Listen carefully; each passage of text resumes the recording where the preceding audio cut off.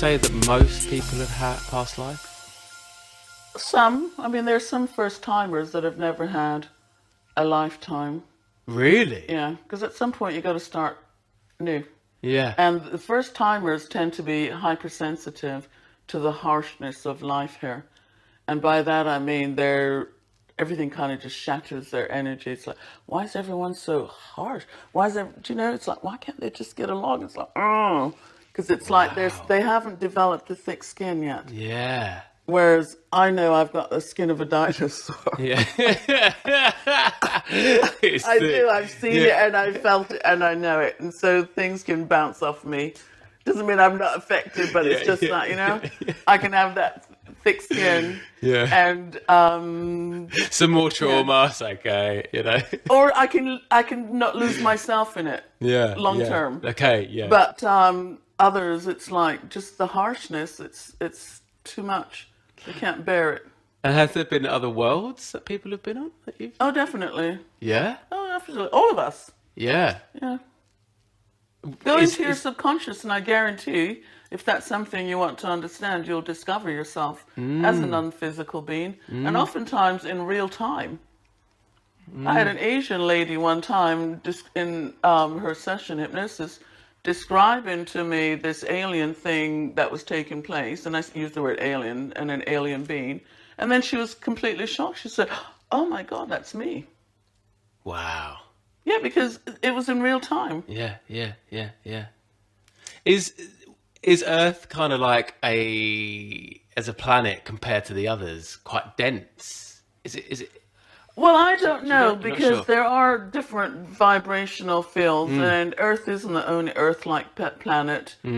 People that have studied out-of-body exploration, when I say studied, I mean explored and done it themselves, not just from a learning, but the experience, have spoken about accessing other worlds that are Earth-like. So, yeah, there's other ones. So I don't know that it's the densest, but it is very dense. Yeah. It's very dense. It's very slow-moving energy. Yeah. Yeah. It's like we're somewhere on the edge of I don't know if this is correct, but the edge of the galaxy, or we're just on the edge somewhere far away. Far away from everyone else. So everything is just kind of slow, and dark. Yeah. And I think from what I've gathered from people other than my own experiences that do out-of-body stuff and have their own direct experiences, that it's a privilege to come to Earth. Wow. On a soul's journey. And there's one of my favorite, he just recently died, consciousness explorer Bruce Moen. Okay. Moen. He was an engineer, and so he had that left brain mind. Prove it. I want more information. Yeah. It's got to make sense. That he met in the non-physical world a being who had graduated the Earth system, and he said this being was so much love he couldn't stay in its presence. He was absolutely overwhelmed. Wow. And I've had people in hypnosis exploring whether through quantum healing, what Dolores Cannon created, or past life regression, they meet up with their guides or members of their soul group, and they burst into serious tears. And I'll sit with my professional voice and say, "Oh, and like, what's happening?" And they'll say, "They love me so much," because they're overwhelmed with the love. Wow. Yeah. And so what this system is about being able to have and connect with that love so that we create responsibly. Because just imagine if our thoughts that we manifest with greed, power, control, abuse, all that, was set loose in the universe. Oh my God, all havoc would break loose. Imagine what we'd be creating. So this system allows us to learn the right use of energy to manifest. And so you have to have the dark and you have to have the light. Yeah, to choose. Yeah, and you have to have the experience. Tell me quickly, what benefit would you say anyone who hasn't done a past life regression, what benefits does it bring? Would you say? It would answer a lot of questions about why things are the way they are in their life.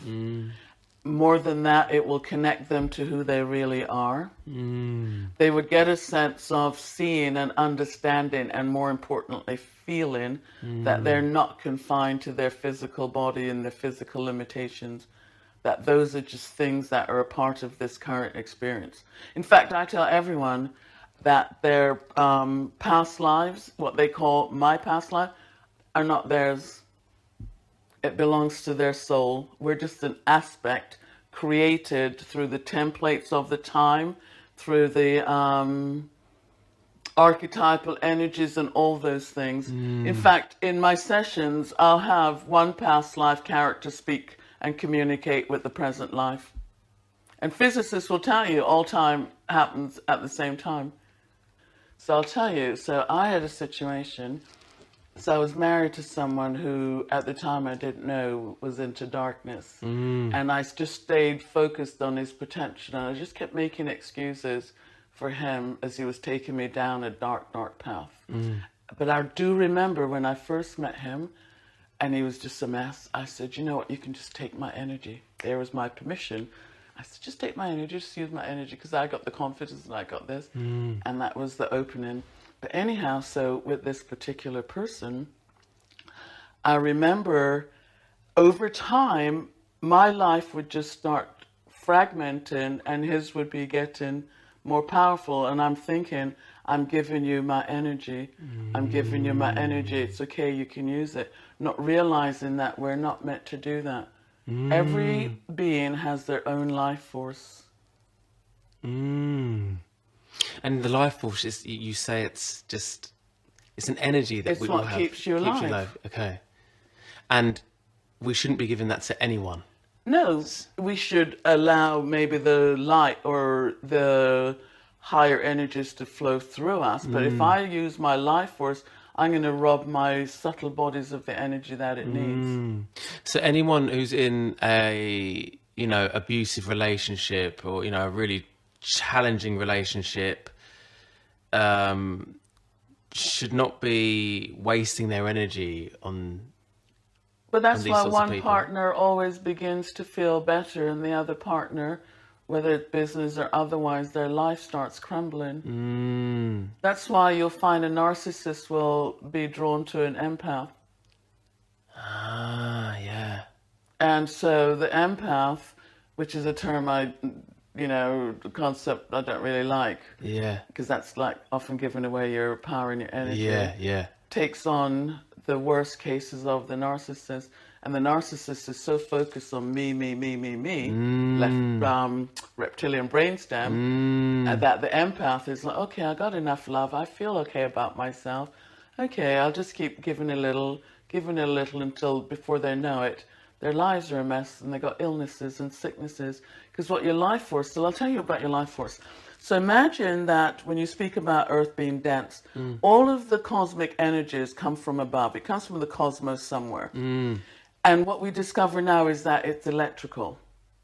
So imagine that electricity will always have to be grounded or earthed. You just need to look at the plugs, electrical plugs. There'll always be an earthing. Yeah. We know that earth energy itself is magnetic. They got those Schumann resonance. Are you familiar with that? Yes. Right. So it's a magnetic energy. It has its own vibration, frequency, whatever. Imagine that our life force is supposed to go through our body. It's electrical. Our nervous system is electrical. Our heartbeat is electrical, can be measured. Our brainwave electrical. So imagine this life force, which is electrical, is coming into our body to pass all the way through, connect with the earth, and therefore we're grounded, which means everything functions as it will. And we bring our life force in through our breath. That's what keeps us alive. And so if we don't have that connection with our breath, because we're not able to speak up to communicate our needs, or we've had to shut our heart down, so all these things affecting our body, what will happen is not enough life force is going to come down to be able to really connect. We're not going to be grounded. We're going to be unstable. We're not going to be able to manifest or do the things we want or to feel how we want to feel. And so then all you need is a gust of wind of someone else's intention to just blow you right out of your body or out of your desires for what you actually want. And so it's about breathing, it's about connecting. And that's why illnesses will come in over time. And also that is why people are overthinkers. Because the energy, the life force, instead of coming into the body, just circulates round and round in their head. I see. And it's not coming down in the body. Down. Okay. And so they can't be grounded because they're not earthed. And then they can't manifest. It's like, why can't I ever manifest? Or I start this and I can never finish. Or I don't have the energy, or I feel drained. It's because they're not being replenished. They're not grounded. They're not connected to the earth. I see. And what that does is it gives them loads of experiences that eventually they can find some wisdom through, but they'll be unstable. So really the idea is to keep this life force moving through the body. Is to deliberately breathe into your body. And when I say deliberately, breathing's unconscious, but at times if you know you've got stresses and stuff, just breathe into your body. Another way of doing that is people just go out in nature, and nature automatically does that for you. It brings you into what I call a zero balance. I mean, scientifically, I don't know if that's the right word, but you know, that's my way of explaining it. So nature just has that effect. Right, and that's because nature's deeply anchored into the divine, which is always replenishing, it's always rejuvenating, it's always rebalancing. Nature, it's feminine. It knows what to do. Yeah. Throw any plant anywhere in the garden and it's going to adapt. If there's a drought, plants are going to adapt. There's even plants or trees in South America that walk to the water. Wow, I didn't know that. Yeah, so at some point they had to develop where they had to go because it's alive. In fact, plants and nature is so alive that the shaman, the Amazonian shaman and otherwise will tell you the plants taught them about different things. And that's because they connected at a higher level with the plants own what they call higher selves. What a lovely way to wrap that up, is to go into nature. Nature has...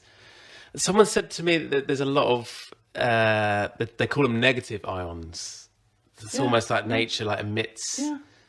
This beautiful energy that heals us. That's why you feel wonderful when you go out and spend a day at the beach or out in nature.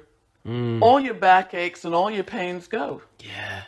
And then what happens is you drift into alpha brainwave states, which is, okay, picture this, your spiritual body locked into your physical, focused on the here and now. But imagine when we start zoning out and disconnecting from our body.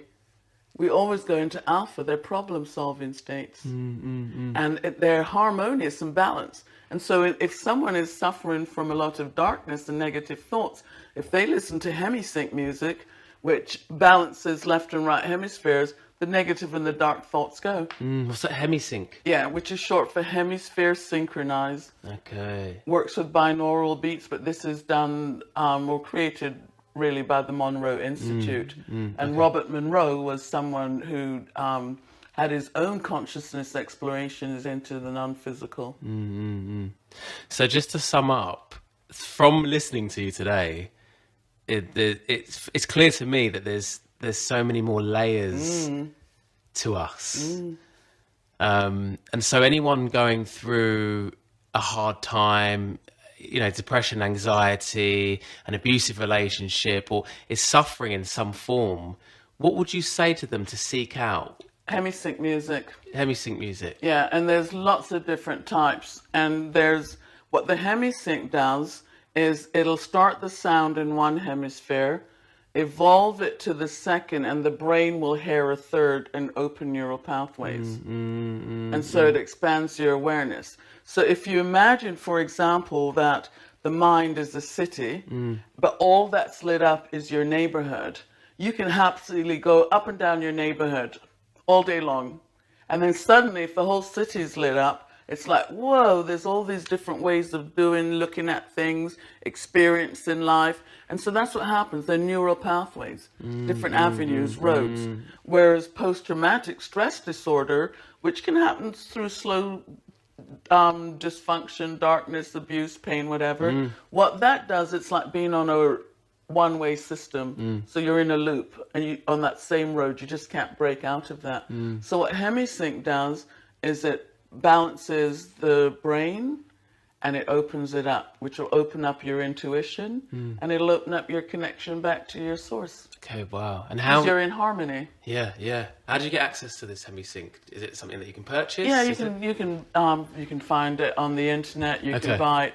I mean, I have albums, CDs, but nowadays you can just get downloads quite cheaply. Yeah, yeah. But I would highly recommend that for anyone, especially people who are suffering a lot of darkness. I'll have people contact me from different places in the world. Oh, can you help? And I'll say, try the HemiSync, and they're like, wow, just like that. So you can try that, and also they can come to a session with you. I know you offer other health disciplines, and we'll put all your stuff in the description box and the YouTube. I just want to say thank you so much for your talk. Well, It's been, go on. if I yeah, was go to on. say one last thing Go on, to yeah. anyone listening, Yeah, go on. is that, and I tell this to everyone, every single one of us, under the circumstances of our experience, we are normal. Because everyone identifies that the experience as though they're not normal. So picture this: spiritual essence, the physical being. Every single one of us, when we're locked into this 3D matrix, this physical awareness, believes what we're told and what we think. But that's from the experience that we make decisions about ourselves. But every one of us, doesn't matter what our lives look like, are completely normal. Wow. And so the challenge is to discover from that soul perspective why your soul consciousness would have wanted those experiences. What are you to do with that knowledge and awareness? Why are you having it? You're not being punished. It might feel punishing, Yeah. but the ultimate goal will always be the light, which is love.